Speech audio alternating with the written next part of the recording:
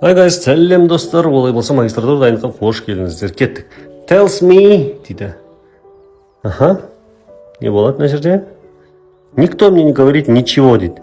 Мына жерде болымсыз болу керек қой, значит, anything болады. Ничего, зат. Nobody tells me anything. Ешкім бізге ештеңе айтпайды. Ешкім болған үшін болымсызда any қолданамыз, негативный предложение. Не будет, не будет, не будет. Choose the right correct variant, yeah? Did you congratulate Tessa? Congratulate-тан кейін on керек. Бар ма? Жоқ. Congratulate on something. Яғни емтиханы өткені құттықтадың ба дейді Тессаны. Бәрекелді келесі. The Thanksgiving Day is celebrated on of November. On датаға біз не қоямыз? The fourth. Реттік санесімге the қоямыз. On Thursday the 4th of November демейміз. The 4th Thursday, яғни 4-ші четверг деген сөз.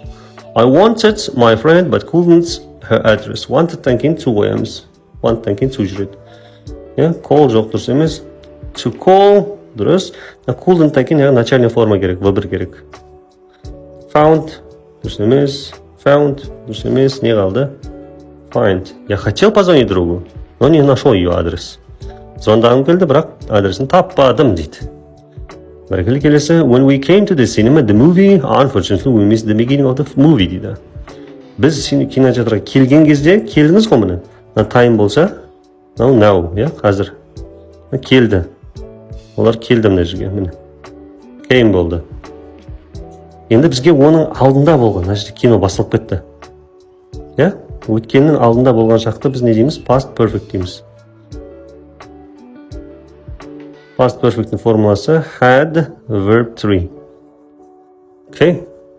Енді іздейміз соны. Has дейді дұрыс емес. Had verb 3 ing бұл perfect continuous дұрыс емес. Now had жоқ, значит. Бәрекелді. Келесі, последний соңғы сұрақ.